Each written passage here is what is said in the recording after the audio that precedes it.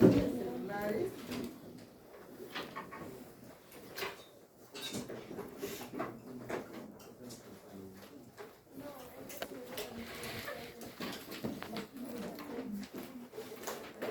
Seguimos conversando.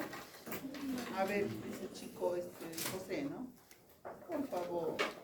Si vamos a avanzar y todos creo que me han dicho que quieren irse rápido, por favor, ayudémonos, ¿no? Uno a no distraerme. Vamos a ver dentro de los síndromes mielodisplásicos que esta va a ser pues una disfunción de médula ósea y nosotros vamos a recordar que se pierde la capacidad de las células maduras y funcionales. Ustedes han llegado a ver que hay alteraciones morfológicas en las células que hemos estudiado y estas pues van a perder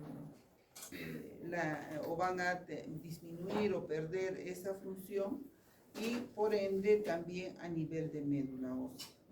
Antiguamente se conocía a los síndromes mielodisplásicos como preleucemias y se conoce que más o menos una persona de cada 500 personas, generalmente mayores de 60 años, van a sufrir de un problema de tipo mielodisplásico.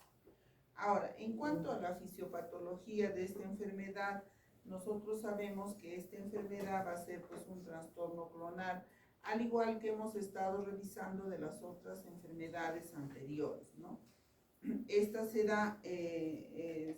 van a producir pues de una lesión de las células madre en las que nosotros vamos a tener alteraciones a ese nivel. Ahora, esas alteraciones o estos síndromes mielodisplásicos podrían ser de dos tipos. Una que podría ser de novo, cuando estamos hablando de casos nuevos, y la otra que podría ser secundarios. ¿Secundarios a qué? Podría ser a una quimioterapia, podría ser secundario a una radioterapia, podría ser secundarios de repente a problemas, en el caso de los fumadores, en las personas que trabajan en los petroquímicos, podrían ser secundarios de repente a los pintores, ¿no? Que también tienen bastante toxicidad durante el desempeño de sus labores, ¿no? Y se sabe que después de 2 a 5 años, estas enfermedades van a volverse, se podría decir, van a convertirse en problemas de leucemia, ¿no? Más o menos en ese tiempo, un porcentaje que va pues entre un 30 y un 40% de estos problemas mielodisplásicos podrían tener ese final infeliz. Se ha visto también que hay presencia de anomalías a nivel de cromosomas. Entonces, estos van a ser ausencia completa o parcial, por ejemplo, o trisomías, ¿no? Se han dado o se han clasificado en 3, algunas con resultados buenos, como por ejemplo la del 5Q, 20Q, el Y aislado, algunas con resultados intermedios, por ejemplo el 11Q parcial, o con resultados pobres, la trisomía 8, por ejemplo, o alteraciones del cromosoma 7. Entonces, de acuerdo a ello, nosotros vamos a tener que como características o comunes entre estas mielodisplasias van a ser las anemias refractarias, una de ellas. ¿A qué nos estamos refiriendo con anemias refractarias? Aquellas anemias que no ceden al tratamiento, ¿no? Por eso las conocemos como refractarias. También vamos a hablar que podrían darse citopenias. Citopenias podrían ser, hemos dicho, la disminución de la producción de células, que podría darse en una o más células o en una o más líneas celulares, ¿no? La médula ósea hipercelular y generalmente terminan haciéndose o fibrosándose y los órganos que ya han dejado de producir células o realizar la hematopoiesis, que solamente lo hicieron de repente en etapa fetal, van a terminar produciendo una mayor cantidad, o alguna, claro, una producción de células sanguíneas. En este caso nos estamos refiriendo al hígado y al vaso. Y acá está lo que de repente nos interesa más a nosotros desde el punto de vista del laboratorio, ¿no? De las displasias. Las displasias van a ser pues ese desarrollo normal y las variaciones entre las líneas celulares. Nosotros vamos a tener, por ejemplo, alteraciones nucleares. Esto no hemos llegado a ver, ¿no? Hemos visto muchas alteraciones nucleares, hablando en forma conjunta de todas las líneas celulares. Podríamos ver multinuclearidad, que eso creo que ya ustedes lo vieron a nivel de serie eritroide, la desintegración del núcleo, la sincronía madurativa que se da por alteraciones en el ADN, por ejemplo, de esas células, y los puentes internucleares, ¿no? O nucleares. También se han visto alteraciones citoplasmáticas. Hemos podido percibir la vaporización, las granulaciones tóxicas, como se conocían, o las granulaciones muy débiles, que vendrían a ser las hipogranulaciones, ¿ya? Ahora también hemos visto la hiposegmentación, que se dio en la línea mieloide, ¿no? En la línea neutrofílica principalmente se observaron algunos casos de hiposegmentación. Aquí quiero acotar algo. Cuando nosotros hablamos de hiposegmentación, generalmente hablamos de un síndrome, en este caso un problema de Pelger-Weyt.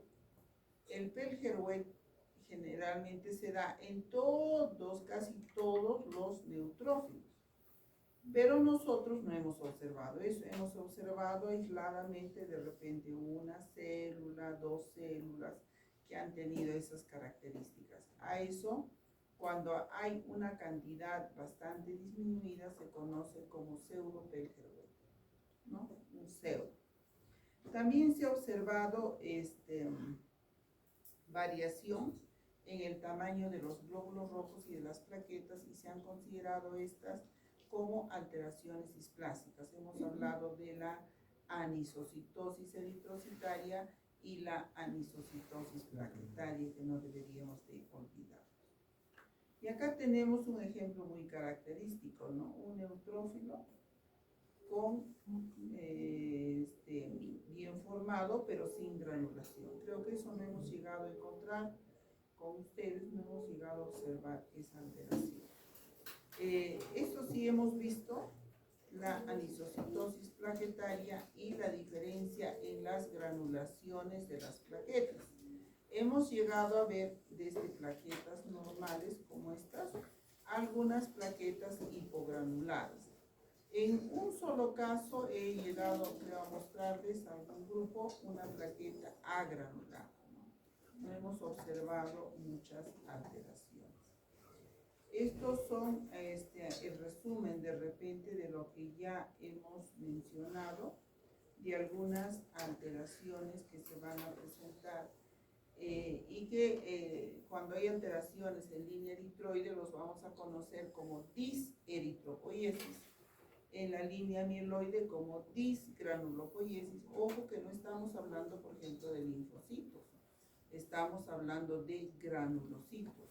Entonces, tenemos que tener en cuenta ello, ¿no? Disgranulopoiesis o distrombopoiesis en el caso de las alteraciones en las plaquetas. De repente lo que aquí no hemos mencionado o hecho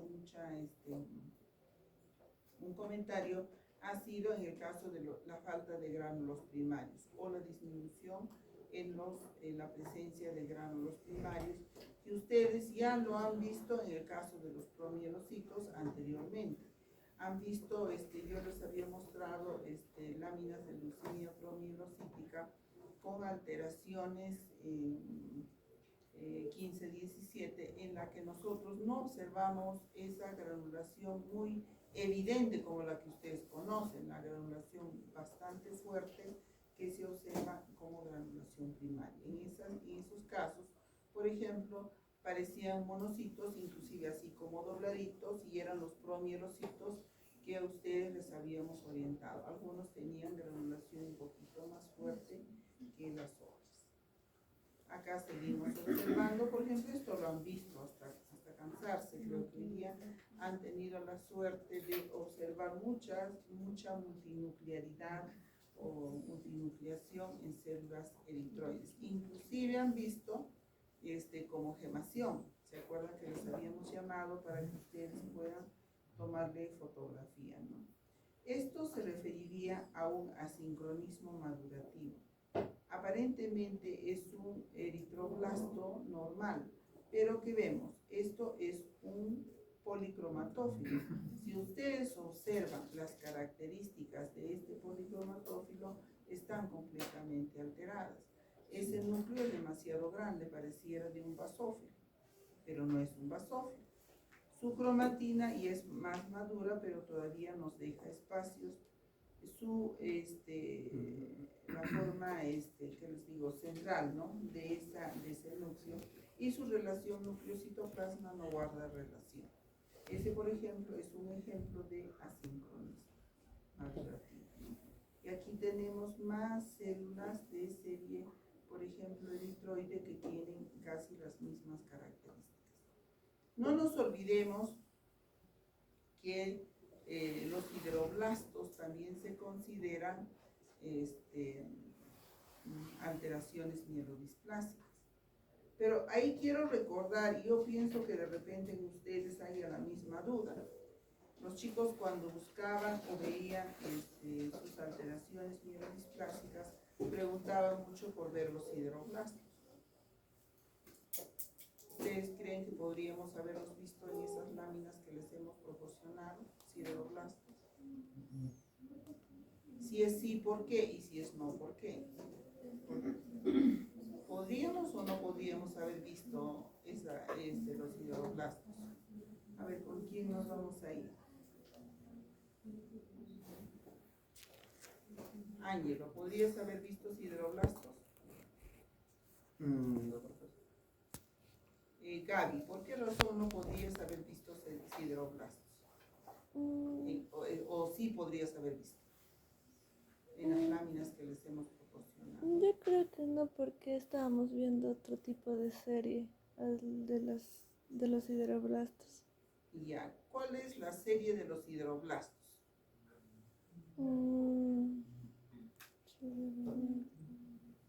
¿Quién aporta la idea de Gaby? ¿Cuál es la serie de los hidroblastos? Para observar lo que son los hidroblastos anillados se usa una tinción, que es la tinción de Peirce. Claro, muy bien. Pero aparte de eso, ¿cuál sería, muy bien, cuál sería la serie que me dijiste de los hidroblastos? Estoy en esa duda. Eritroide. ¿Qué serie es? Ya, muy bien. Eritroide. Esa serie eritroide, nosotros tenemos varias células en serie eritroide. Entonces ustedes hubieran caído en la misma disyuntiva, no lo estamos teniendo muy claro, ¿no? Entonces, si nosotros hablamos de serie eritroide, nosotros tenemos muchos precursores eritroides. Me voy a ir con la señorita. ¿Usted cuál es su nombre? Merly. Merly, dime. Dentro de los precursores eritroides, ¿cuál de esas células corresponderán a los hidroblastos?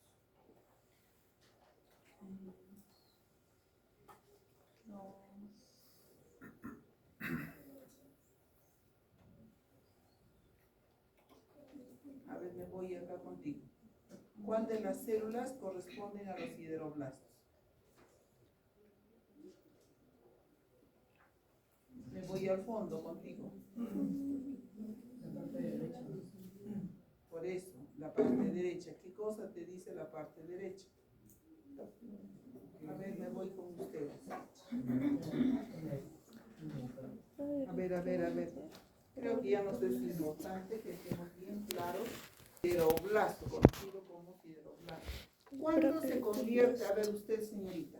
Usted dice, dígame, ¿cuándo se convierte un proeritroblasto en sideroblasto? Hasta acá ya nos hemos salvado, ya ella nos ha salvado. usted diga, ¿cuándo se convierte un proeritroblasto en sideroblasto? Usted, señorita Rocha, ¿no?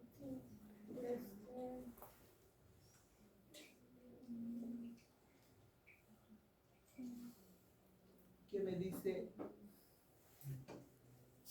al fondo? Al lado de tu amita, ¿qué me dices? ¿Cuándo se convierte un sideroblasto, perdón, un proeritroblasto en sideroblasto? O todos los proeritroblastos son sideroblastos, que sería la otra opción, ¿no? Por el proceso de maduración, licenciada. ¿Ah? Por el proceso de maduración. Por el proceso de maduración. Dime tú, ¿qué fue? Mi Salvador, ¿a dónde está?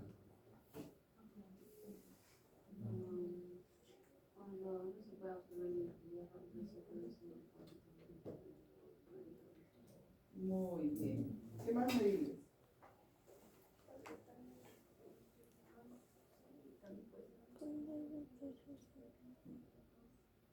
Sería bien una unidad también porque podemos ver que en la línea hidrográfica la hemoglobina se va a unir un poquito bien y este no termina de unirse y va a pasar poco a poco a los eritrocitos y en los cuales el eritrocito que tiene dentro de ellos tiene también un núcleo, también va a tener y eso va a poder reducir como un aumento de hierro.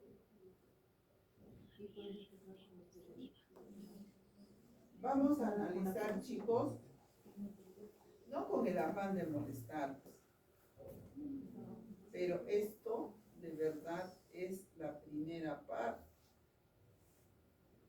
¿Cuántos chicos de ustedes tienen idea de lo que estamos haciendo, de lo que hemos hecho? Porque esto ya ustedes lo han estudiado para el parcial, ¿cierto? Inclusive lo hemos estudiado desde la general. ¿No les parece que han descuidado bastante sus conocimientos? Y de repente a veces sí yo me he sentido un poquito defraudada e incómoda, porque a veces empezamos a agredirnos entre nosotros tratando de, no sé, buscar una sin razón. He visto pocas personas, he visto a la señorita Gutiérrez, allá la señorita Peña, ¿tu nombre? Rose. Pocos chicos que de verdad están estudiando un poquito más. Recuerden que estamos acabando el curso de hematología especial y este curso es básico dentro de la formación del tecnólogo. Si yo les digo esto, es para que ustedes sientan esa responsabilidad que tienen en su formación. No, de repente de acá en adelante ya no les diga más, ¿no? Pero vamos a tomar más en serio nuestra formación académica. Son cosas bien sencillas y se las hemos dicho. Simplemente lo vamos a ver en médula ósea. ¿Por qué? Porque es un proeritroblasto. ¿Lo vas a ver en sangre periférica? No, nunca. Y a mí me llamó la atención cuando otros chicos o de repente algunos de ustedes me pedían ver sideroblasto. Esto sí me falta, me decían, ¿no? Cuando estamos viendo las láminas. Entonces yo ahí veía que estamos con falta de criterio. Entonces, en este caso, el eritroblasto, en este caso, el proeritroblasto, en esa célula va a haber un acúmulo de hierro. ¿Por qué razón? Porque en la anemia sideroblástica, si bien es cierto, puede ser una anemia microcítica, nosotros no vamos a tener deficiencia de hierro. Más aún, al contrario, vamos a tener una cantidad de hierro entre normal a elevada. ¿Dónde se acumula? Generalmente en los proeritroblastos. Y cuando nosotros no encontramos o demostramos con un perfil de hierro que es anemia supuestamente microcítica, no es ferropénica y le hemos dado, inclusive el médico le ha dado tratamiento al paciente como ferropénica y esta enfermedad no cede, entonces ahí recién empiezan a hacerle los otros estudios, lo cual es un gravísimo error. De eso ya también lo hemos hablado. No toda anemia es ferropénica o es ferropénica. El perfil de hierro al inicio del tratamiento podría evitar todos estos problemas e incluso que nuestra última parte va a estar bien interesante e incluso vamos a evitar los trastornos que ustedes van a exponer a nivel hepático, como la hemocromatosis, por ejemplo. Mucho daño por recibir cantidades excesivas de hierro. Entonces, ¿qué va a pasar en esto? Recién cuando no cede el tratamiento, le hacen una médula ósea, ¿no? Le hacen una punción medular y como nos dijo la señorita Rose, dijo, ¿no? Rose, ¿no? La señorita Rose nos dijo que nosotros vamos a demostrar la presencia de hierro haciendo una coloración, una citoquímica simple con azul de Prusia.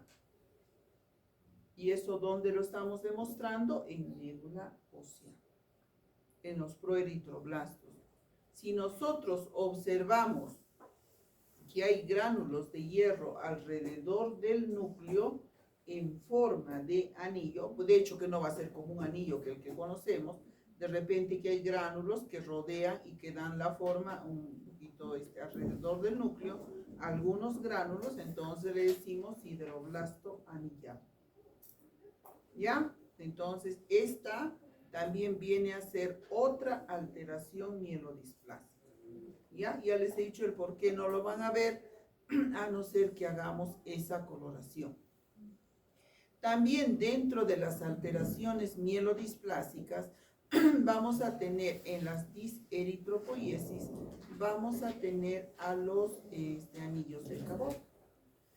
Vamos a tener la anisocitosis eritrocitaria. ¿Cómo se conoce la anisocitosis eritrocitaria? ¿Se acuerdan? ¿O qué es la anisocitosis eritrocitaria? Variación de tamaño. Muy bien. Es la variación de tamaños en los glóbulos rojos. También vamos a ver esto, que vendría a ser la multinucleación, muy bonita, ¿no? Casi como lo que ustedes han visto. Yo pienso que con lo que tienen ahora pueden ir armando su atlas, ¿no? Su atlas virtual, que sería muy bonito que ustedes lo hagan, ¿no? Tantas imágenes que han guardado. Yo pienso que nosotros podríamos hacer un producto bonito para ustedes, que vendría a ser un atlas virtual, ¿no? Guarden esas imágenes. Yo sé que les he hecho dibujar de repente salud, aunque de repente les hayamos incomodado con los dibujos, era solamente para que ustedes fijen las ideas de lo que ustedes están viendo. Pero esas fotos no las debemos de perder. Podríamos armar muy bonito atlas virtual. Ustedes han visto que los atlas que se compran, ¿no?, que tenemos en el mercado, no tienen imágenes definidas. Pero a lo que ustedes sí los podrían encontrar. ¿Ya? Entonces, se está observando todas estas alteraciones eritroides y nos dice la teoría, por ejemplo, esta es otra coloración citoquímica. Eso tampoco lo vamos a ver. ¿Qué nos dice la teoría? Nos dice, otra alteración mielodisplástica en serie eritroide viene a ser la coloración Paz positiva. Nosotros sabemos normalmente que la serie eritrocitaria nos da un Paz negativo. En este caso van a haber alteraciones en las que nosotros vamos a verlos como Paz positivo. Y la vacuolización citoplasmática, ¿no? Miren, la serie eritroide nunca ha tenido vacuolas, pero nosotros podríamos observarlas. En cuanto a la disgranulopoiesis, nosotros vamos a ver lo que ya hemos estado mencionando, la hipolobulación o la hiposegmentación. Ahí nuevamente, ya por última vez, creo que hay que repetirles que los lóbulos en un neutrófilo normal son hasta 5. Ya de ahí en adelante ya pienso que no nos vamos a olvidar. Si tengo más de 5, tengo un hipersegmentado o hiperlobulado. Muy bien. Si tengo menos de 5, ¿qué? Si Si es hasta 3 dos. Si tengo segmentado. menos de 5, ¿qué es? Segmentado. Normal. Pero eso es hasta 2, dijiste. Eso Tres, es así. normal. Claro, si tengo 2 lóbulos, lo puedo conocer como hipolobulado. Muy bien. Ahora, nosotros acá estamos observando, por ejemplo, hipolobulados e hipogranulados a la vez, ¿no? Ahora, acá vemos hipersegmentados. También podríamos ver dentro de las disgranulopoiesis hipergranulados. Y eso es lo que estamos viendo acá, ¿no? Esto sería un hipergranulado, pero a la vez hipolobulado. Como si fuese, no sé, un metamidosito, pero está bien doblado. Este es un hipolobulado. Y es la dona. ¿Qué sería esto? Hipersegmentado. ¿Esto? ¿Qué? ¿Qué? No. ¿Qué es esto? No. Hipogranulado. Hipogranulado. Solamente hipogranulado. Y en cuanto a los lóbulos, Sí, eso se mete los lóbulos están normales. Muy bien, los lóbulos están normales. Pero tenemos una hipogranulación. ¿Y esto? Hipergranulación. ¿Hiper qué? Hiper Granulación. con... ¿Qué es esto? Callado. Hipolobulado. Esto pareciera un abastonado, ¿no? Parecen 3, ¿no? También pueden haber unos gránulos en los neutrófilos y en los monocitos que se pueden conocer como Chediak-Higashi o pseudo Chediak-Higashi. Entonces son gránulos bastante evidentes y gruesos. Los bastones de Auer, que ustedes ya conocen, también se conocen como alteraciones mielodisplásicas. Y esta es una imagen de alteraciones eritroides principalmente, ¿no? Vemos todo lo que ustedes ya han visto. Miren esto, la hipomielinación. Acá vemos serie mieloide, asincronismo madurativo. Miren estos tamaños de células. Y lo que les quería vuelta de repente por última vez remarcar. Cuando ustedes tengan, esto es un neutrófilo segmentado, ¿cierto? Cuando ustedes tengan la unión por puentes de cromatina, nosotros estamos hablando de una célula aparentemente viable. Pero cuando estos filamentos ya no existan, nosotros estaremos hablando de una célula apoptósica. Y hoy día hemos encontrado varias, sus compañeros han encontrado varias células apoptósicas. Inclusive, esta formación de los lóbulos se convertía en redondos, ¿se acuerdan? Ya no había unión de cromatinas o filamentos de cromatina y esos lóbulos se volvían bien redondos. Entonces, esas células, algunos lo conocen como pignóticas o apoptósicas. Ya no tienen vida. En cuanto a las alteraciones en la línea plaquetaria, nosotros vamos a tener lo que habíamos mencionado, la anisocitosis plaquetaria. Y hoy día su compañera, ¿cuál es su nombre? ¿Ah? Pilar me llamó, Milagros me llamó la atención con una célula bien grande, que parecía de verdad un eritrocito, ¿no? yo todavía dudaba, le digo, ¿has tomado bien la foto? No te puedo ver en la foto del atlas en tu imagen. El eritrocito era mucho más chiquito que tu megaloplaqueta. Ahora, aquí eso estaría entrando dentro de la anisocitosis plaquetaria. En la dismegacariopiesis no nos olvidemos que deberíamos de revisar qué cosa, la presencia o ausencia de gránulos o la disminución de gránulos. Y hemos dicho que conoceríamos a esos como plaquetas hipogranuladas o plaquetas agranuladas, ¿no? También se dice que en la línea megacariocítica podríamos tener alteraciones en los megacariocitos. Nosotros sabemos que los megacariocitos no tienen este tamaño, si vemos esto. Los megacariocitos son las células más grandes, ustedes las conocen, son de 90 a 100 femtolitros, o micrómetros, ¿no? 90 a 100 micrómetros.